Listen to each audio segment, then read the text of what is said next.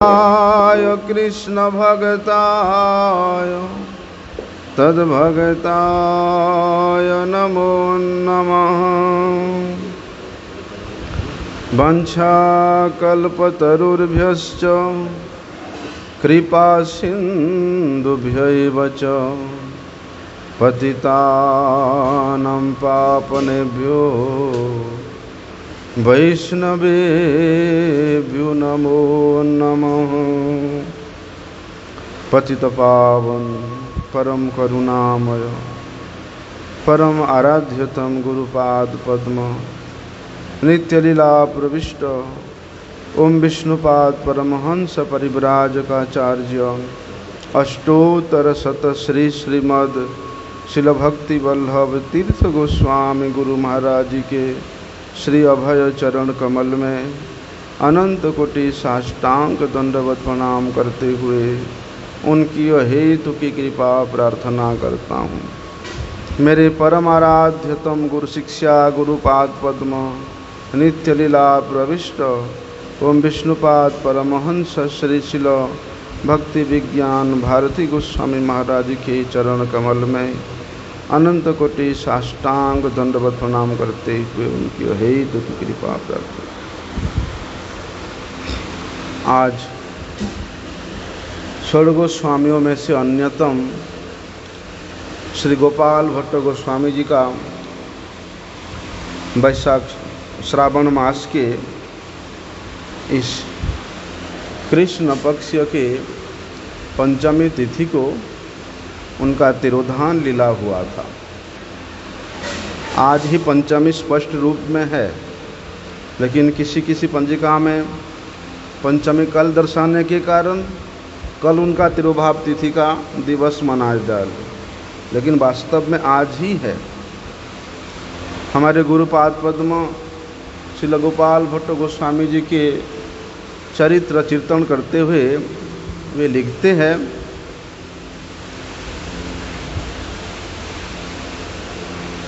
कि गोपाल भट्ट गोस्वामी वे कौन थे। श्री कृष्ण लीला में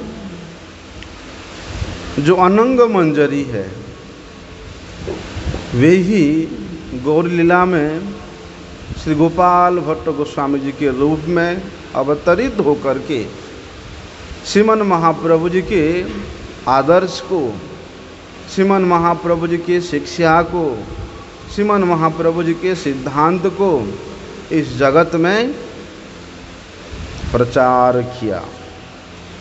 गौर गणोदेश दीपिका में इस प्रकार वर्णन है कि अनंग मंजरी यासित साध्य गोपाल भट्टकः भट्ट गोस्वामिनः केचित आहु सिगुण मंजरी। कोई लोगों के मतानुसार उनको गुण मंजरी के रूप में भी वर्णन किया जाता है। कहते हैं गोपाल भट्ट गोस्वामी जी संवत 1422 में, जो कि 1500 ख्रीष्टाब्द में होता है, वे इस जगत में श्री वेंकट भट्ट के पुत्र के रूप में दक्षिण भारत के श्री रंग क्षेत्र में ये आविर्भूत हुए थे। बोलते हैं श्री रंग क्षेत्र के निकट में कावेरी नदी है और उस कावेरी नदी के किनारे में बेलगुंडी नाम के एक ग्राम है। उस बेलगुंडी ग्राम में ही इनके पितृव्य, इनके पिता, इनके परिवार और वे स्वयं वहीं पर निवास करते थे। कहते हैं कि श्रीमन महाप्रभु जी का ऐसे अपार कृपा श्री गोपाल भट्ट गोस्वामी जी के ऊपर हुआ था कि उन्होंने स्वप्न में श्रीमन महाप्रभु जी ने जितने भी लीला नवद्वीप में किया वे सभी लीलाओं का उन्होंने स्वप्नों के माध्यम से दर्शन किया था। इसलिए भक्ति रत्नाकर ग्रंथ में उसके प्रथम तरंग में ही गोपाल भट्ट गोस्वामी जी के सुंदर चरित्र के बारे में वर्णन है। उसको अगर हम लोग अध्ययन करेंगे तो पता चलता है कि श्रीमन महाप्रभु जी का कितना अधिक कृपा गोपाल भट्ट गोस्वामी जी के ऊपर था। देखो, गोपाल भट्ट गोस्वामी जी ये श्री कृष्ण लीला में यद्यपि अनंग मंजरी या गुड़ मंजरी है, लेकिन श्रीमन महाप्रभु जी की लीला को पुष्ट करने के लिए उन्होंने कहा वो दक्षिण भारत में श्रीरंग क्षेत्र में जाकर के प्रकट हुए हैं। बोलते इतनी दूर में वे प्रकट होने पर भी वे ये जान गए थे कि भगवान सचिनंदन गौरहरि कौन है। बोलते श्री नंदन नंदन श्री कृष्ण ही श्री सचिनंदन गौरहरि के रूप में अवतरित हुए हैं, और हो करके वे संन्यास ग्रहण करके इस जगत को आचरण शिक्षा प्रदान किया है। यद्यपि गोपाल भट्ट गोस्वामी जी अनति दूर, इतना दूर में प्रकट होने पर भी और वहाँ पर कोई गौड़ीय वैष्णवों का संग प्राप्त नहीं होने पर भी बाल्यकाल से, बचपन से ही ऐसा श्रीमन महाप्रभु जी के प्रति उनका आकृष्टता था,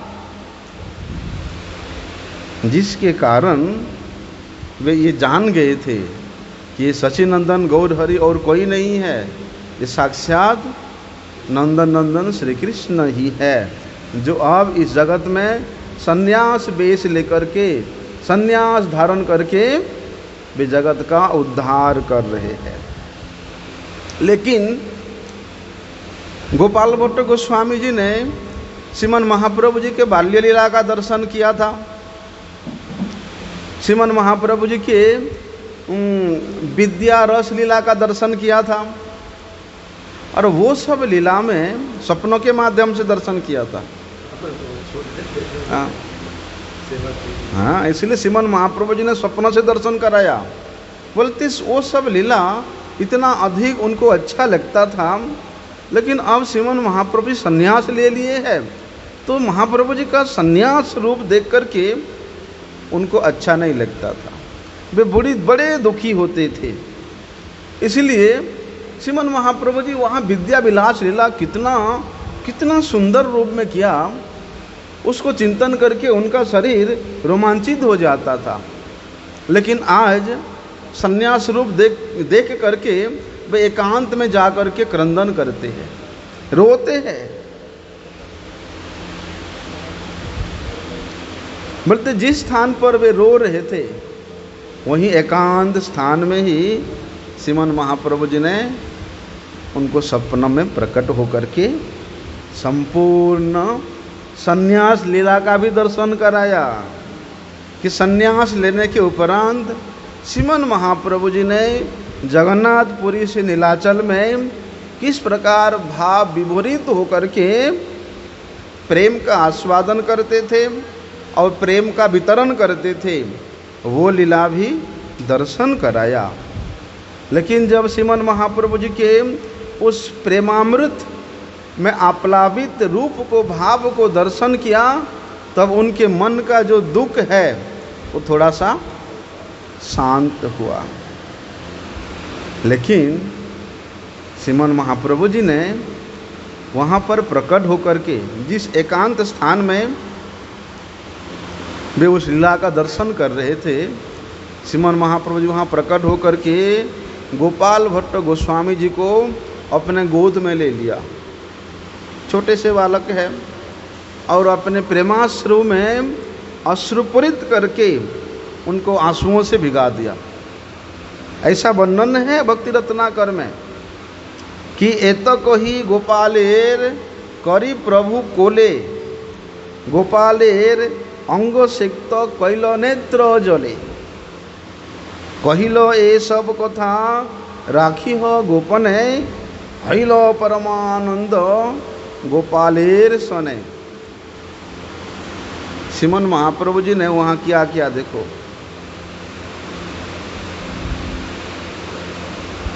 गोपाल भट्ट गोस्वामी जी को अपने गोद में ले लिया और नेत्रों के जल से गोपाल भट्ट गोस्वामी जी के शरीर को सींच डाला और कहा, गोपाल तुम्हारा और मेरा ये जो मिलन की, ये जो प्रेम की वार्ता है, ये तुम किसी को नहीं बोलना। गोपाल भट्ट गोस्वामी जी आज स्वयं श्रीमन महाप्रभु जी की गोद में है। आहा, और श्रीमन महाप्रभु जी बड़े प्रेम से उनको मधुर वचन बोल रहे हैं।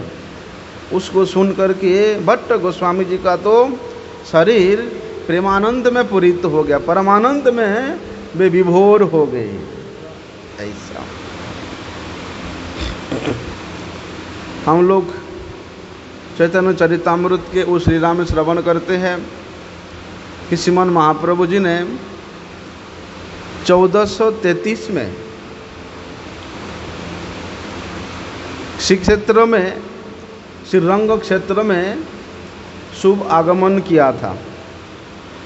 उसी समय उन्होंने वहाँ श्रीरंगम में रामानुजीय वैष्णव श्री वेंकट भट्ट के घर में रहा था, क्योंकि वेंकट भट्ट देखते हैं कि श्रीमन महाप्रभु जी ये कुछ दूसरों से अलग है। भगवान के रूप में वे अनुभव तो नहीं किए, लेकिन सन्यासी है और वैष्णव सन्यासी है, इसलिए इनको अपने घर में निमंत्रण देना अच्छा होगा। ऐसा सोच करके वेंकट भट्ट वे श्रीमन महाप्रभु जी को अपने घर में निवास करने के लिए, चातुर्मास्य रहने के लिए उनको निमंत्रण दिया, प्रार्थना किया। श्रीमन महाप्रभु जी भी देखते हैं कि ये तो एक निष्ठावान वैष्णव है। ऐसा जान करके श्रीमन महाप्रभु जी भी वेंकट भट्ट के निमंत्रण को मान लिया, स्वीकार कर लिया। वास्तव में बात वो नहीं है, हाँ? हाँ, वास्तव में बात ये है कि श्रीमन महाप्रभु जी ने अपने परम प्रिय पार्षद श्री गोपाल भट्ट गोस्वामी जी के प्रकट होने की बात को सुना था, उसको जाना था। वे तो अंतर्जामी है कि अब तो मेरा प्रिय भक्त पार्षद गोपाल भट्ट वो प्रकट हो गया है, इसलिए उसके साथ मिलना है प्रथम। दूसरा, उसके संबंध में जितना भी संबंधी है, गोपाल भट्ट के संबंध में जितना भी संबंधी जन है, उन सबको कृपा करने के लिए श्रीमन महाप्रभु जी का श्री क्षेत्र से श्रीरंगम क्षेत्र को शुभागमन हुआ है। और ये गोपाल भट्ट गोस्वामी इनके घर में रहने का, वेंकट भट्ट इनके पिताजी थे, इनके घर में रहने का ये तो केवल एक निमित्त मात्र है, एक लीला मात्र है। बस इन सब को कृष्ण प्रेम में आप्लावित करने के लिए ही श्रीमन महाप्रभु जी उनके घर में रहने का केवल लीला मात्र किया। कहते हैं कि जिस समय श्रीमन महाप्रभु जी ने वेंकट भट्ट के घर में निवास किया था, उसी समय गोपाल भट्ट गोस्वामी वे अति छोटे आयु के थे, छोटे से बालक थे। तो श्रीमन महाप्रभु जी ने उसी समय गोपाल भट्ट को अपने चरणों की सेवा प्रदान किया था। और गोपाल भट्ट गोस्वामी जी का कितना सौभाग्य है कि उन्होंने उतनी छोटे से उम्र में ही साक्षात श्रीमन महाप्रभु जी के चरण कमलों का सेवा करने का सौभाग्य प्राप्त हुआ था। देखते हैं श्रीमन महाप्रभु जी कि वेंकट भट्ट के पूरा परिवार इतनी मन से उनका सेवा कर रहे हैं, प्रसन्न चित्त से श्रीमन महाप्रभु जी का सेवा कर रहे हैं। तो वेंकट भट्ट के उनके परिवार के सेवा से श्रीमन महाप्रभु जी संतुष्ट हुए, लेकिन कुछ दिन रहने के बाद श्रीमन महाप्रभु जी को पता चल गया कि वेंकट भट्ट यद्यपि अच्छा वैष्णव सेवा करता है, लेकिन उसके मन में अभिमान है, कुछ अभिमान है।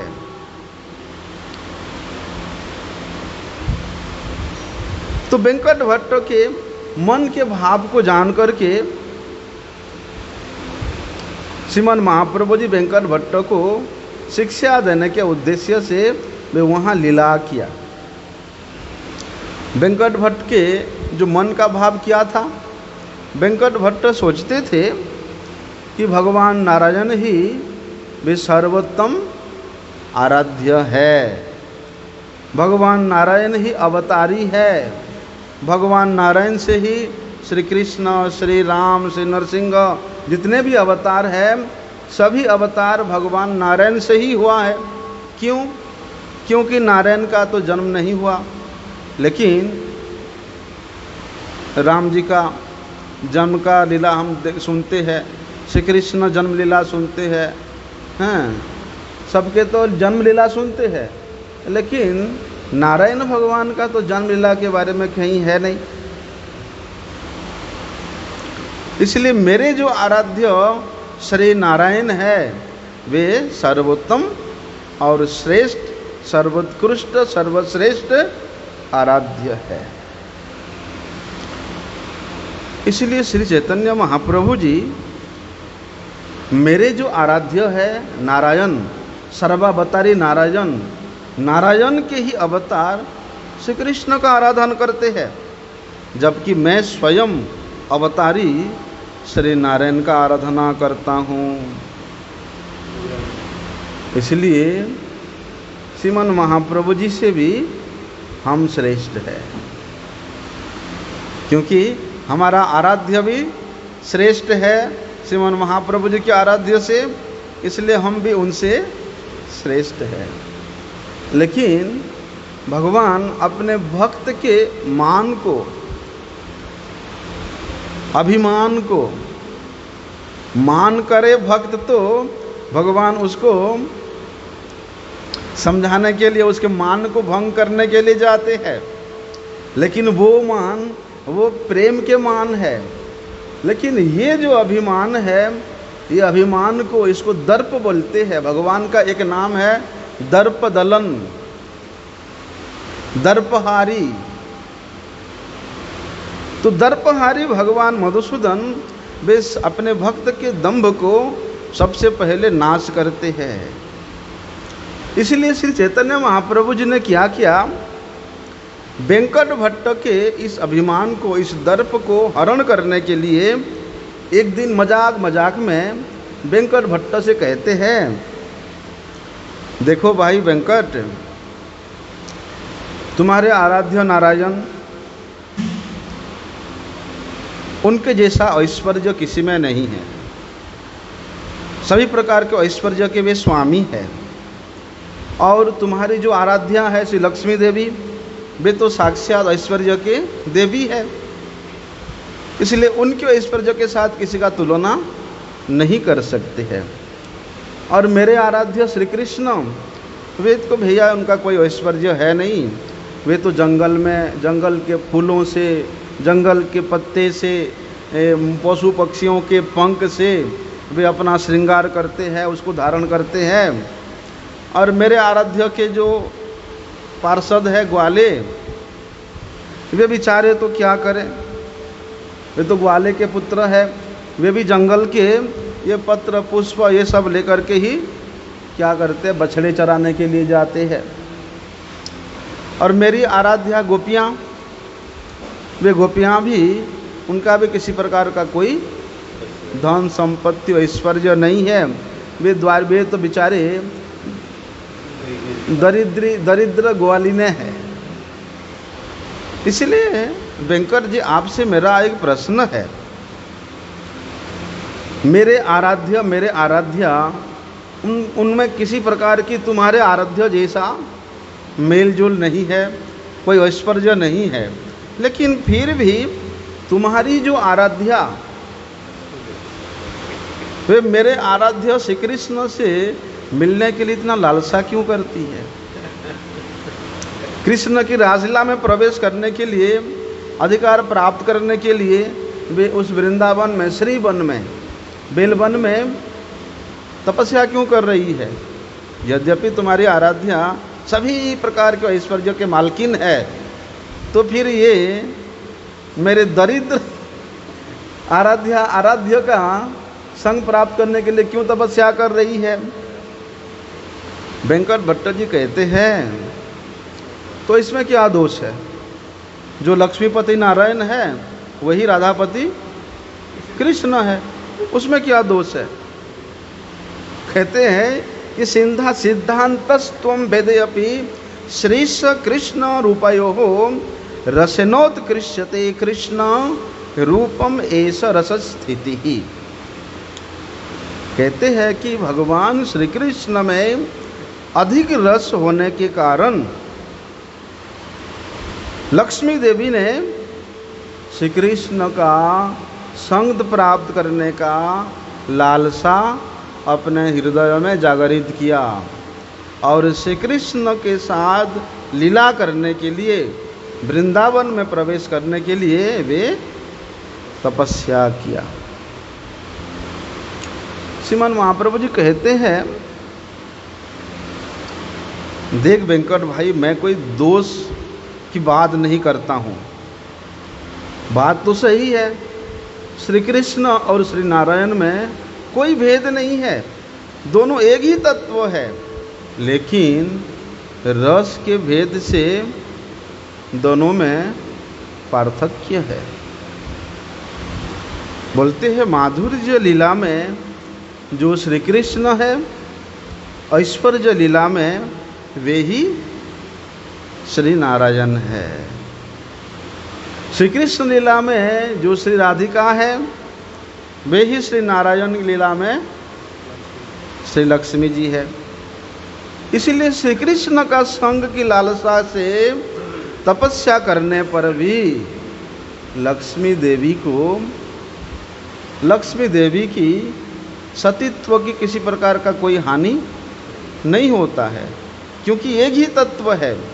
वहाँ माधुर्यमय है तो यहाँ ऐश्वर्यमय है, लेकिन फिर भी श्री कृष्ण संग की लालसा से उन्होंने वृंदावन में तपस्या की थी। श्रीमान महाप्रभु जी वेंकट भट्ट से कहते हैं कि वेंकट जी, आपसे मेरा और एक प्रश्न है। ठीक है, आपके आराध्या लक्ष्मी देवी ने तपस्या किया, आपने जिस प्रकार से अभी सिद्धांत स्थापित किया, दोनों को एक ही तत्व बोला, ठीक है, तपस्या किया लक्ष्मी देवी, लेकिन तपस्या करने के बावजूद भी उनको श्री कृष्ण के रासलीला में प्रवेश करने का अधिकार क्यों नहीं मिला? अब वेंकट भट्ट चुप, क्या उत्तर दे? इसका कोई उत्तर उनके पास नहीं था। और श्रीमान महाप्रभु जी के इस प्रश्न का उत्तर नहीं देने के कारण वे बड़े दुखी हुए। तो श्रीमान महाप्रभु जी देखते यार, ये तो दुखी हो गया। तो वेंकट जी के दुख को दूर करने के लिए श्रीमान महाप्रभु जी कहते हैं, अरे तुमने खुद ही तो पहले कहा था कि सिद्धांततः लक्ष्मीपति नारायण और राधापति श्री कृष्ण में कोई भेद नहीं, तुमने ही कहा था। तब भी भगवान श्री कृष्ण में रस की उत्कर्षता अधिक है। भगवान नारायण में जहाँ पर केवल 2.5 रसों की अभिव्यक्ति है, वहीं पर नंदनंदन श्री कृष्ण में 5 मुख्य रस, 7 गौण रस, टोटल 12 रस से 12 रस के परिपूर्ण अभिव्यक्ति जहाँ है, वही है नंदनंदन श्री कृष्ण। इसलिए जो ऐश्वर्य लीलामय विग्रह भगवान नारायण जी है, वे श्री कृष्ण के लीला की केवल पुष्टि मात्र कर रहे हैं। अरे जिनके इच्छा मात्र से अनंत विश्व ब्रह्मांड एक निमिष काल में उत्पत्ति और लय को प्राप्त होता है, और उसी अनंत ब्रह्मांड बोलते भगवान श्री कृष्ण के इशारे से नारायण, विष्णु, ये जो चतुर्व्यूह है ये सब उसका कार्य संपादन करते हैं। और लक्ष्मी देवी भी भगवान नारायण की लीला के पुष्टि के लिए है।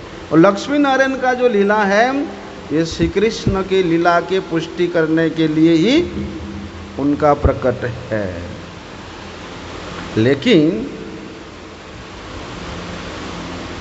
श्रीमती राधिका जो माधुर्य लीला के मूर्तिमंत स्वरूप है, उस लीला को और अधिक महत्व प्रदान करने के लिए, उस लीला को और अधिक गुरुत्व प्रदान करने के लिए साक्षात लक्ष्मी देवी प्रकट हुई है।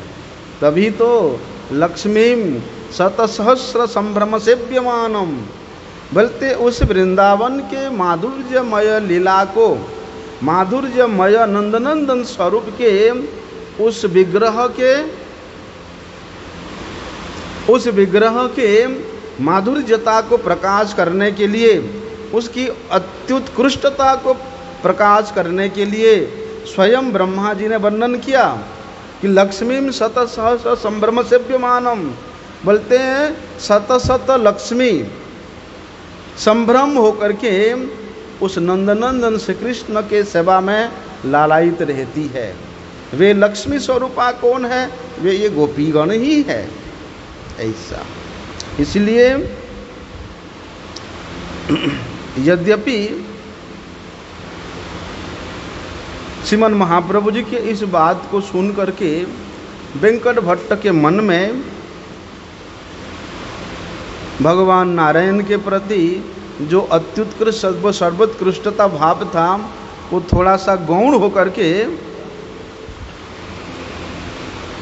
श्रीमन महाप्रभु जी के सिद्धांततः श्री कृष्ण उपचार करने के लिए, श्री कृष्ण उपासना करने के लिए उनके हृदय में एक निष्ठा की जागृति हुआ। अभी क्या होता है,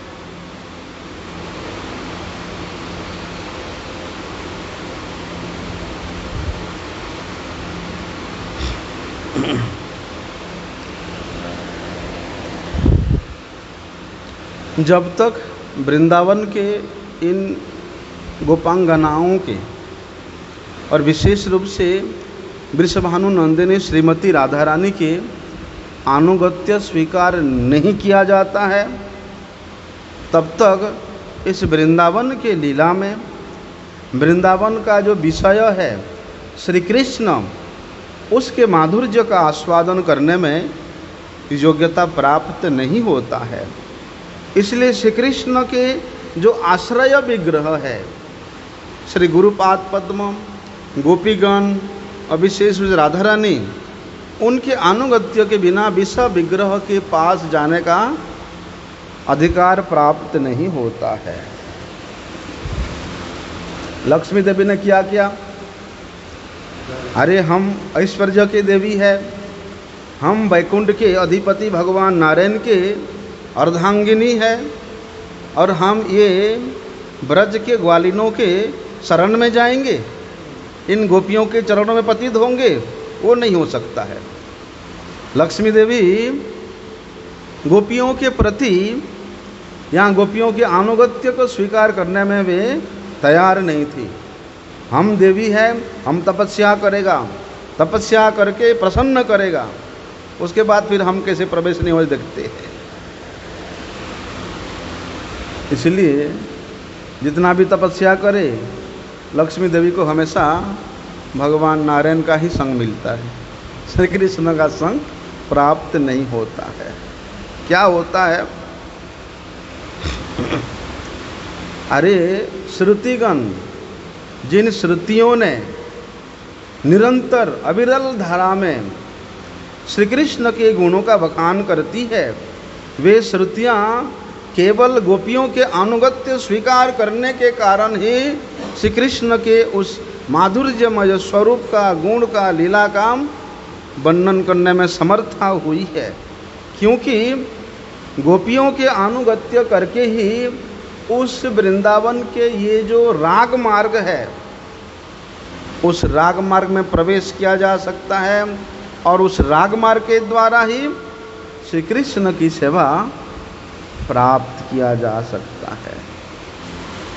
ब्रजवासियों का श्री कृष्ण के प्रति किसी प्रकार का कोई ईश्वर बुद्धि, कोई भगवान बुद्धि नहीं था। क्या होता था ब्रजवासियों का? प्रभु कहे कृष्णेर एक सजीव लक्षण, स्वमाधुर्य सर्वचित्त करे आकर्षण। ब्रजे ब्रज लोकेर भावे पाइया तहार चरण, तारे ईश्वर करी नहीं माने ब्रजजन। केह तारे पुत्र ज्ञाने उदुखले बांधे, केह सखा ज्ञाने तार स्कंधे ते चढ़े, चढ़े तार स्कंधे। ऐश्वर्य ज्ञाने नाही कौन संबंध मानन, ब्रजेंद्र नंदन बलि जाने ब्रजजन। श्रीमन महाप्रभु जी वहाँ पर वेंकट भट्ट को निमित्त करके इस संपूर्ण जगत को वे शिक्षा दे रहे हैं। क्या कि वेंकट जी भगवान श्री कृष्ण का एक सजीव लक्षण है। वो क्या है कि उनका इतना अधिक माधुर्य है, इतना अधिक माधुर्य है कि उस माधुर्य के द्वारा वे सभी जीवों को अपनी ओर आकर्षित करते हैं। और ब्रजवासियों की बात क्या कहूँ, ब्रजवासियों के अभाव के अनुसार ही, ब्रजवासियों के अनुगत्य स्वीकार करके ही, ब्रजवासियों के भावों को ग्रहण करके ही, ब्रजवासियों के पदांकानुसरण करते हुए ही कोई श्री कृष्ण को प्राप्त कर सकता है, श्री कृष्ण चरणों की प्राप्ति होती है। क्यों? क्योंकि अगर श्री कृष्ण में ईश्वर ज्ञान होगा, भगवान ज्ञान होगा, परमात्मा ज्ञान होगा, तो आपको नंदनंदन श्री कृष्ण की प्राप्ति नहीं होगा, आपको भगवान नारायण की वैकुंठ की प्राप्ति हो जाएगा। लेकिन ये ब्रजवासियों का प्रेम इतना शुद्ध है, इतना निर्मल है, स्वच्छ है कि ब्रजवासी श्री कृष्ण को किसी भी प्रकार से ईश्वर मानने को तैयार नहीं है।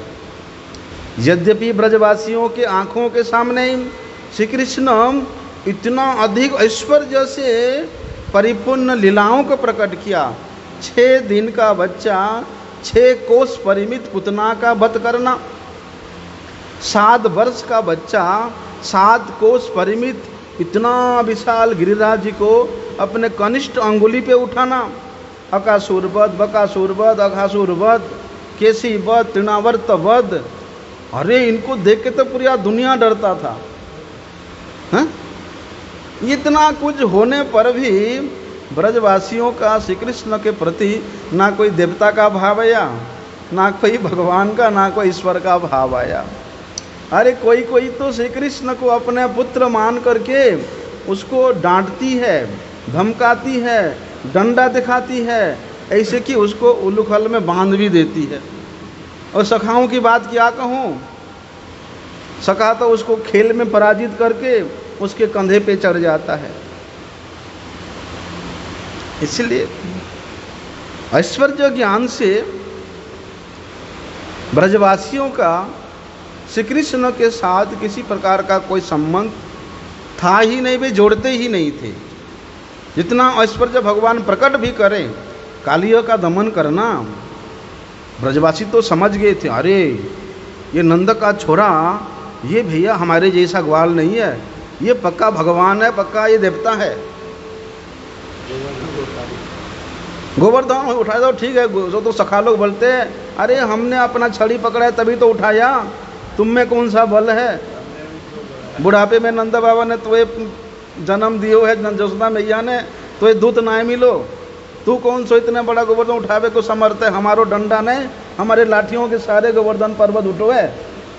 लेकिन जब ब्रजवासी देखते हैं कालियो नाग इतना विशाल है, जिसके एक फुटकार से आस पास के जितना पेड़ पौधे सब सूख जाते थे, आकाश में अगर कोई पक्षी उड़ते हुए जाता है उस कालिया हलद के पास में तो उसके जहर से गिर जाता था।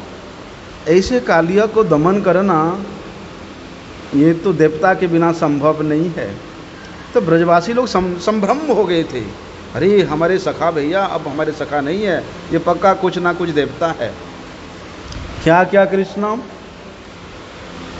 कालिया का दमन करने के बाद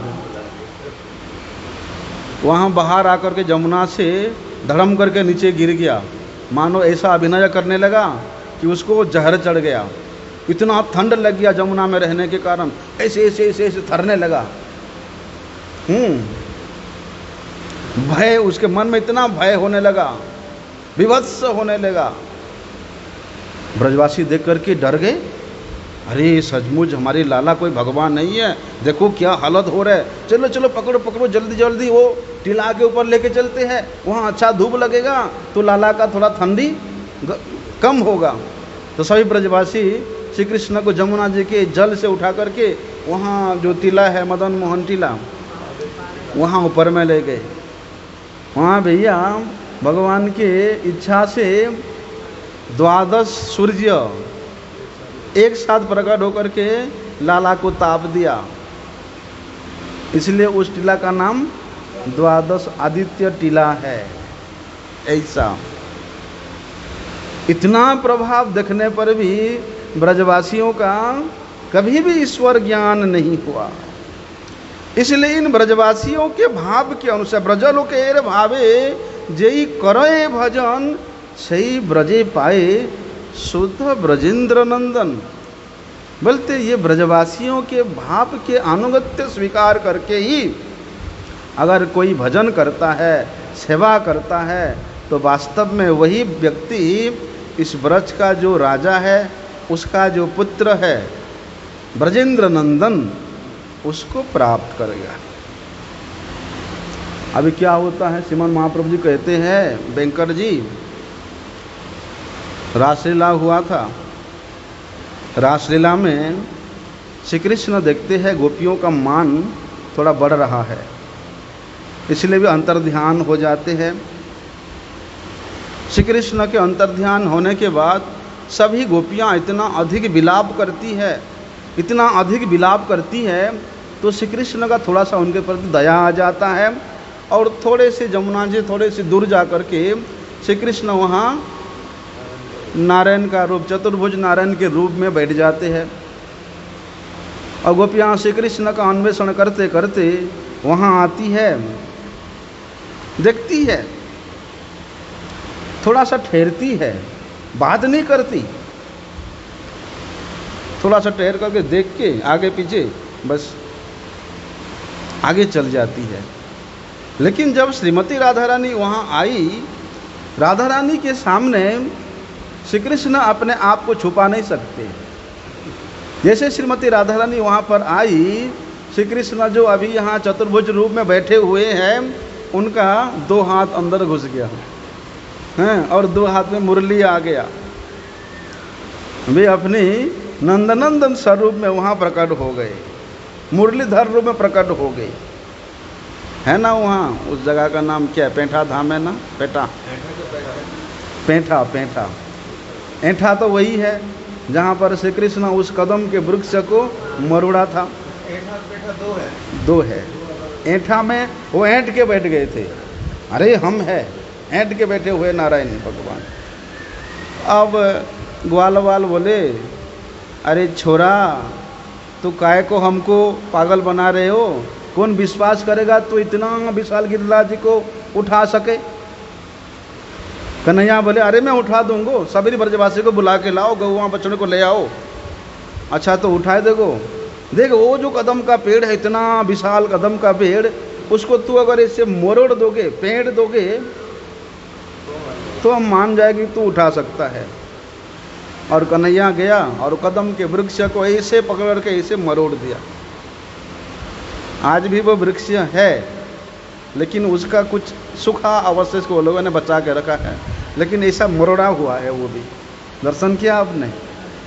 याद गुरु जी के साथ। हाँ, यहाँ नहीं पहुँच गए? यहाँ चंद्र सरोवर के पास में, गोवर्धन के पास में ही है। इसलिए श्रीमन महाप्रभु जी ने वहाँ पर इस बात को स्पष्ट किया कि भगवान श्री कृष्ण ही वे सर्वावतारी है। भगवान राम, नृसिंह, नारायण जितने भी अवतार हैं उन सब का कारण कौन है? श्री कृष्ण ही है। ईश्वरः परम कृष्ण सच्चिदानंद विग्रह अनादिरादि गोविंद सर्व कारणम कारणम। कहते हैं कि जार भगवत्ता होते अन्यर भगवत्ता स्वयं भगवान शब्देर तहाते ही सत्ता। जिनके भगवत्ता से दूसरे के भगवत्ता प्रकाशित होता है, वास्तव में वही स्वयं भगवान है। भगवान शब्द का वही संज्ञा है। श्रीमद् भागवत में क्या वर्णन किया है कि एते चांस कलापुंस कृष्णस्तु भगवान स्वयं इंद्रारिर्व्याकुलम लोकम मृणयन्ति जने जने। ऐसा इसलिए भगवान श्री कृष्ण ही एकमात्र परमेश्वर है, परम ईश्वर है, सब कारणों के परम कारण है। अभी देखो स्वयं भगवान सन्यासी वेश में अपने भक्त को कितने प्यार से समझा रहे हैं। और भगवत मुख वाक्य कोई श्रवण करे और उसके मन के वृत्ति, उसके मन का भाव चेंज ना होए, ऐसा हो सकता है? श्रीमन महाप्रभु जी की कृपा से, श्रीमन महाप्रभु जी के संग प्राप्त के प्रभाव से वेंकट भट्ट, गोपाल भट्ट गोस्वामी जी के जो पिताजी है वेंकट भट्ट जी, ना केवल उनका जो भाई थे प्रबोधानंद सरस्वती, उनके पुत्र गोपाल भट्ट गोस्वामी, उनके संपूर्ण परिवार वे लक्ष्मी नारायण के उपासना को छोड़ करके वे संपूर्ण रूप से श्री राधा कृष्ण की सेवा करने का, श्री राधा कृष्ण की उपासना करने में लग गए। और श्रीमन महाप्रभु जी का ऐसा एकांतिक कृपा हुआ कि वे राधा कृष्ण जी के एकांतिक भक्त बन गए, पूरे के पूरे परिवार। अभी गोपाल भट्ट गोस्वामी जी के जो चाचा है श्री प्रबोधानंद सरस्वती पाद जी, उन्होंने गोपाल भट्ट को दीक्षा प्रदान किया था।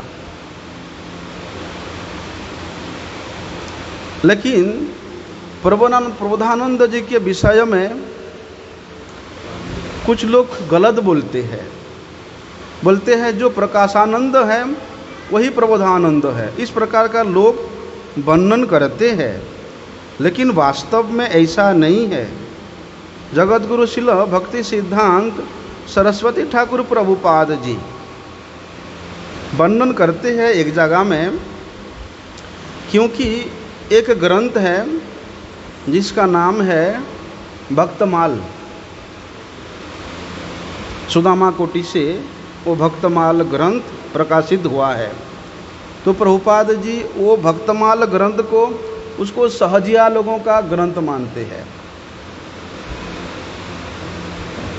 तो उसमें इस प्रकार का भ्रम फैला हुआ है कि प्रबोधानंद सरस्वती जी पहले ये काशी के प्रकाशानंद थे, बाद में श्रीमन महाप्रभु जी ने वही प्रकाशानंद का नाम को बदल करके प्रकाशानंद प्रबोधानंद रख दिया।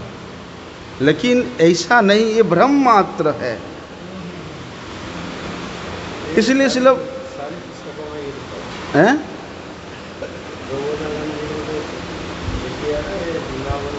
हाँ, वहाँ भी ऐसे भी ऐसा लिखा हुआ है, ऐसा लिखा है ना?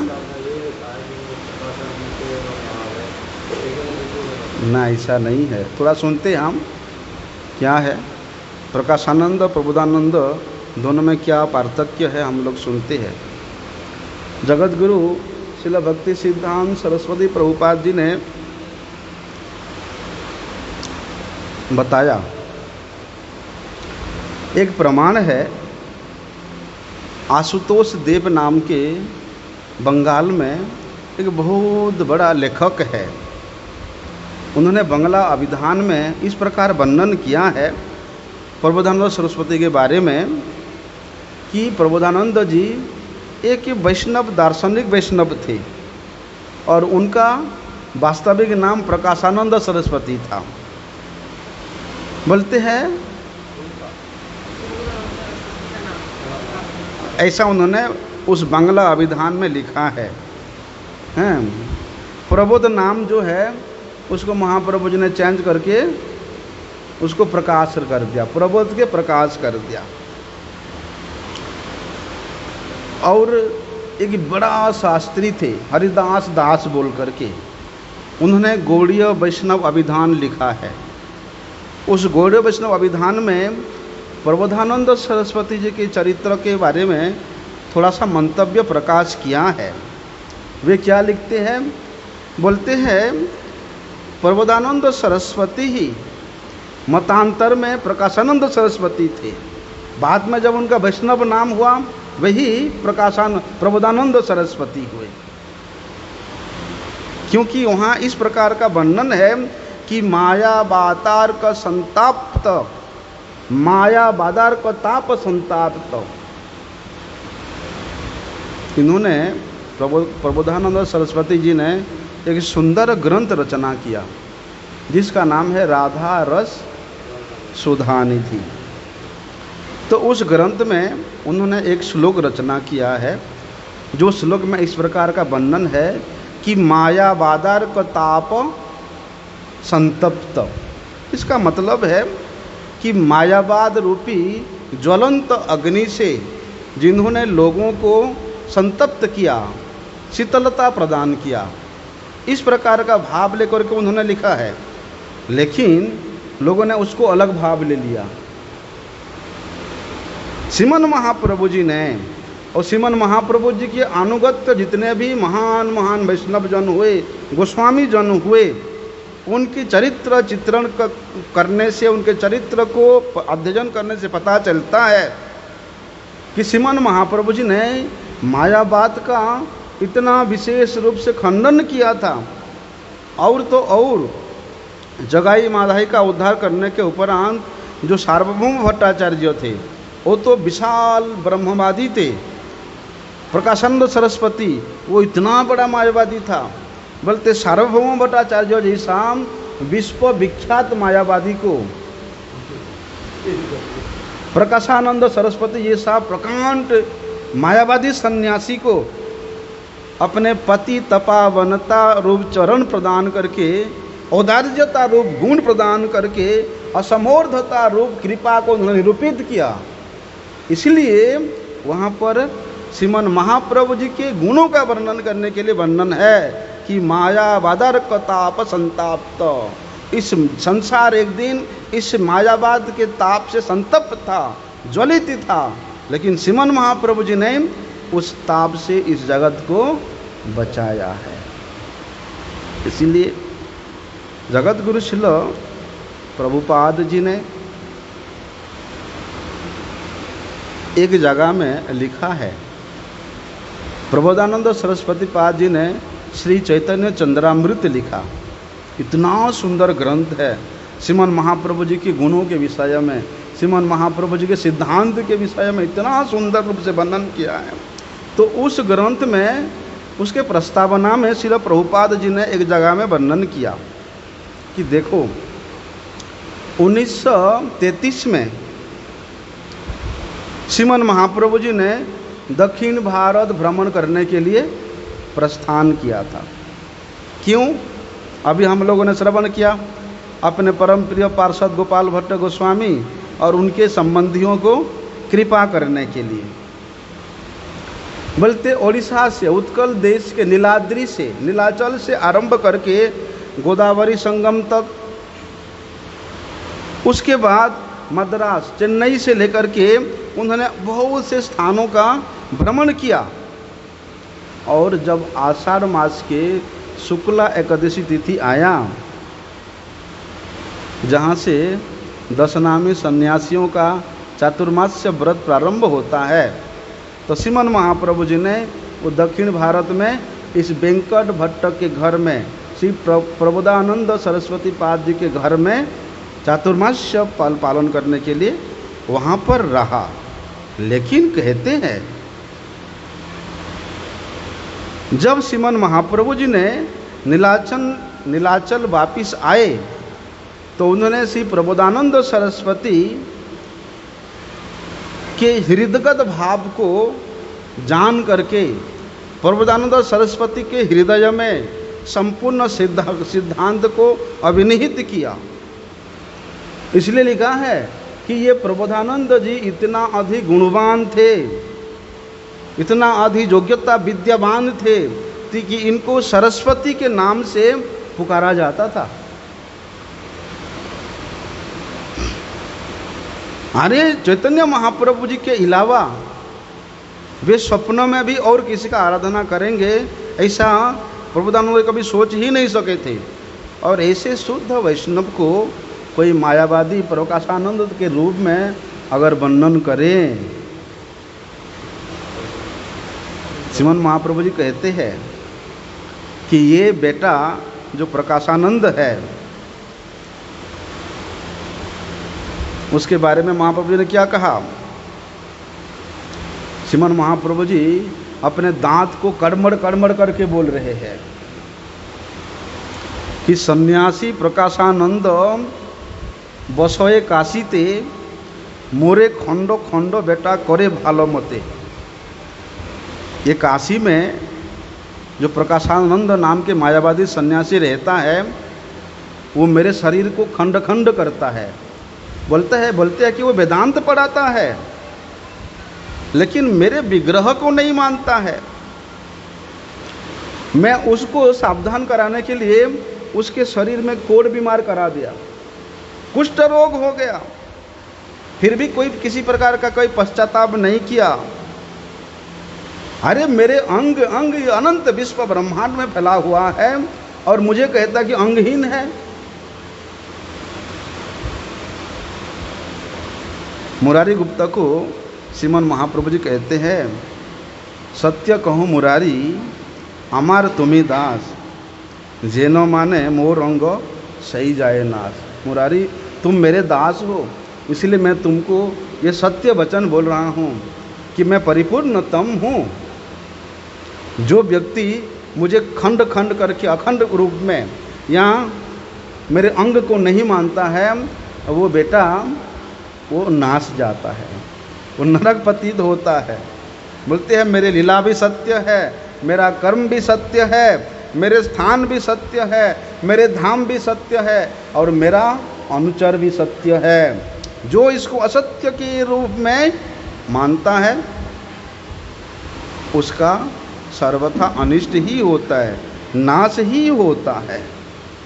ऐसा इसलिए गोपाल भट्ट गोस्वामी जी उन प्रकाशानंद सरस्वती, उन प्रबोधानंद सरस्वती जी के अनुगत्य शिष्य थे। उन्हीं से उन्होंने दीक्षा प्राप्त किया था। वर्णन है ऐसा कि भक्ते विलासम चित्नुते प्रबोधानंदस्य शिष्यो भगवत प्रियस्य गोपाल भट्टो रघुनाथ दासम संतोषयम रूपम सनातनौ च। देखो वहाँ पर भक्ति रत्नाकर में कितना सुंदर वर्णन है कि गोपालेर माता पिता महाभाग्यवान श्री चैतन्य पदे सर्पिल समर्पिल मनोप्राण वृंदावने जाइते पुत्रे आज्ञा दिया दुहे संगोपन हैया प्रभु सांगरिया। कतदिन गोपाल गेले न वृंदावन रूप सनातन संगे हैल मिलन। कहते हैं कि गोपाल भट्ट गोस्वामी जी के माता पिता कितने महाभाग्यवान है कि जिन्होंने अपने प्राणों तक श्री चैतन्य महाप्रभु जी के चरणों में समर्पित किया। इतना ही नहीं, उन्होंने अपने पुत्र को वृंदावन जाने के लिए आज्ञा दिया। तब गोपाल भट्ट गोस्वामी जी ने अपनी माता पिता का आशीर्वाद लेकर के माता पिता का आज्ञा लेकर के श्रीमन महाप्रभु जी का चरणों का चिंतन करते करते कुछ ही दिनों में उन्होंने वृंदावन के लिए प्रस्थान किया। और वहाँ जाकर के श्री रूप गोस्वामी जी और श्री सनातन गोस्वामी जी से उनका मिलन होता है। रूप गोस्वामी जी और सनातन गोस्वामी जी गोपाल भट्ट को वृंदावन आया ये समाचार देने के लिए नीलाचल धाम में श्रीमन महाप्रभु जी के पास एक चिट्ठी लिखा कि प्रभु आपका प्यारा सा वो गोपाल भट्ट आ गया यहाँ पर। तो श्रीमन महाप्रभु जी उनके प्रत्युत्तर में और एक चिट्ठी लेकर के भेजा कि देखो ये गोपाल भट्ट को तुम लोग अपने भाई जैसा प्रेम करना, अपने भ्राता जैसा प्रेम करना। श्रीमन महाप्रभु जी ने स्वयं लिख करके भेजा। बोलते हैं सनातन गोस्वामी जी ने जो हरि भक्ति विलास ग्रंथ रचना किया है वे गोपाल भट्ट जी के नाम से ही रचना किया है। गोपाल भट्ट गोस्वामी जी ने उस ग्रंथ को प्रणयन करने में अक्लांत परिश्रम किया है। रूप गोस्वामी जी ने तो गोपाल भट्ट गोस्वामी जी को अपने प्राणों के जैसा प्यार करते थे, अपने प्राणों के समान प्रिय मानकर उनको राधा रमन जी का सेवा प्रदान किया था। और गोपाल भट्ट गोस्वामी जी भी अपने आप को बड़े दीनहीन सरल रूप से उनके चरणों का अनुगत्य करके इस व्रज में रहते थे। बोलते गोपाल भट्ट गोस्वामी जी का इतना श्रीमन महाप्रभु जी ने इतना कृपा किया हैं, स्वयं महाप्रभु जी ने चिट्ठी लिख करके भेजा, जिनको आलिंगन किया, अपने अश्रुओं से जिनके अंग को भिगो दिया, इतना महिमा है। तो कविराज गोस्वामी जी ने चैतन्य चरितामृत में उन गोपाल भट्ट गोस्वामी जी के महिमा का वर्णन नहीं किया। क्यों नहीं किया? गोपाल भट्ट गोस्वामी जी ने प्रार्थना किया था कविराज गोस्वामी जी से, कृपया आप हमारा नाम का हमारे किसी भी क्रिया का उल्लेख इसमें नहीं करिएगा। क्यों लिखा था? वे अपने आप को उतना अधिक दीनहीन समझते थे। श्री जीव गोस्वामी जी ने षड संदर्भ रचना किया। बोलते गोपाल भट्ट गोस्वामी जी के ग्रंथों के अनुसरण करके, उनके ग्रंथों की सहायता लेकर के जीव गोस्वामी जी ने षड संदर्भ का रचना किया। गोपाल भट्ट गोस्वामी जी ने सत्क्रिया सार नामक एक बड़े ही सुंदर ग्रंथ का रचना किया है। हरिभक्ति विलास ग्रंथ में ये सब वर्णन है। षड संदर्भ में उन्होंने किस प्रकार से जीव गोस्वामी जी को विशेष सहायता प्रदान किया वो सब वर्णन आता है। बिल्वमंगल ठाकुर जी ने एक ग्रंथ रचना किया जिसका नाम है श्री कृष्ण करणामृतम। इतना सुंदर ग्रंथ है, पढ़ा आपने? बहुत सुंदर ग्रंथ है। बोलते उस कृष्ण करणामृतम ग्रंथ में उन्होंने टिप्पणी लिखा, गोपाल भट्ट गोस्वामी जी ने। उनका टिप्पणी इतना सुंदर है, भावार्थ इतना सुंदर है कि जो भी पढ़ता बड़ा ही आनंद आता है। अभी श्रीनिवास आचार्य जी और एक गोपीनाथ पुजारी नाम के दो विशेष वैष्णव थे जिन्होंने गोपाल भट्ट गोस्वामी जी को गुरु के रूप में वर्ण किया था। बोलते गोपीनाथ पुजारी जी के विषय में तो एक वृत्तांत है। हरिद्वार के पास में सहारनपुर है ना, वे सहारनपुर में गोपाल भट्ट गोस्वामी जी गए थे, लेकिन उस सहारनपुर में एक बड़े भक्तिमान ब्राह्मण रहता था। निष्कपट भाव से गोपाल भट्ट गोस्वामी जी का उन्होंने सेवा किया था, लेकिन वे बड़े दुखी था। दुखी इसलिए था कि वो ब्राह्मण का कोई संतान नहीं था। तो गोपाल भट्ट गोस्वामी जी ने उस ब्राह्मण के मन के भाव को जान करके कहा, एक हरि भक्ति करने वाला, हरि भक्ति परायण पुत्र तुमको प्राप्त होगा, ऐसा आशीर्वाद उन्होंने दिया।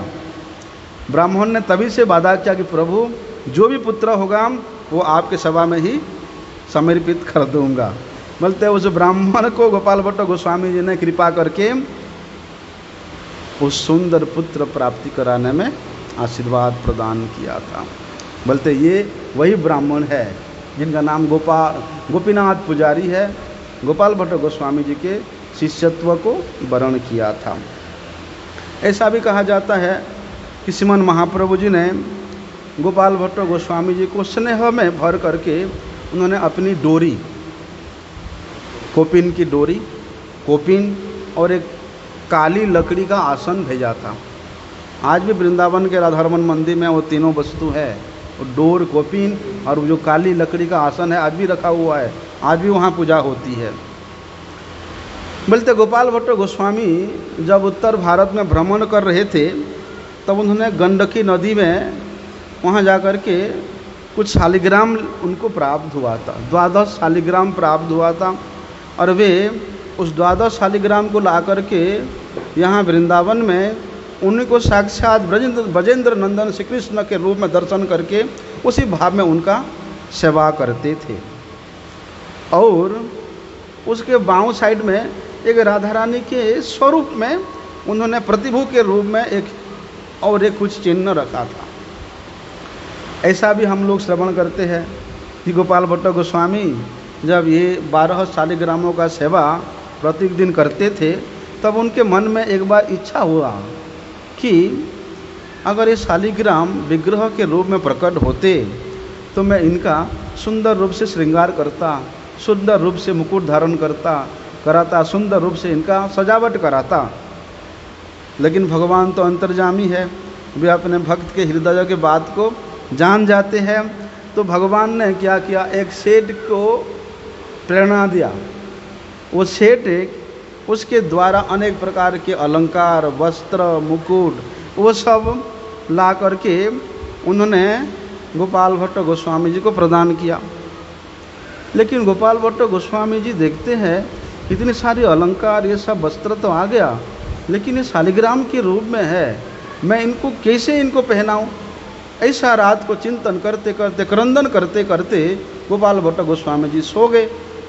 अब सुबह जब उठ कर देखते हैं उस 12 शालिग्राम में से एक शालिग्राम जो है वो विग्रह का रूप धारण कर लिया है, तो विग्रह का रूप धारण कर लिया है। वो जो विग्रह प्रकट हुए थे वे आज राधारमन के नाम से वृंदावन में राधारमन जी के मंदिर में सेवित हो रही है। अभी क्या हुआ, अरे ठाकुर जी प्रकट हुए, ठाकुर जी प्रकट हुए शालिग्राम से, इस बात तो पूरे ब्रज में फैल गया। और सबसे पहले तो रूप गोस्वामी, सनातन गोस्वामी जी वे भाग भाग के आए। वे देखते हैं अरे वास्तव में इतना सुंदर विग्रह राधारमन जी प्रकट हुए।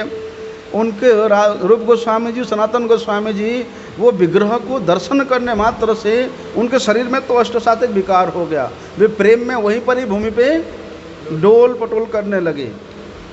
बोलते वो था बैसाखी पूर्णिमा।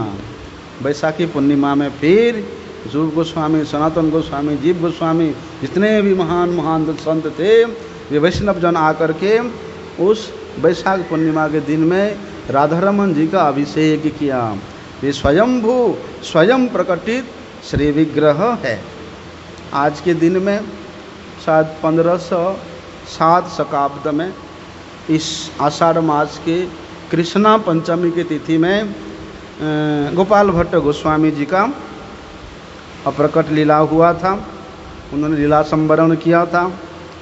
जो भी ऐसे श्रीमन महाप्रभु जी के जो परम प्रिय स्नेह के, प्रेम के, आशीर्वाद के पात्र रहे गोपाल भट्ट गोस्वामी जी के श्री चरण कमलों में हम सब का यही सादर विनम्र प्रार्थना है कि हमें भी कभी राधारमन जी का दर्शन करा दे। बस वांछा कल्पतरुभ्यश्च कृपा सिंधुभ्यैव च पतितानां पावनेभ्यो वैष्णवेभ्यो नमो नमः।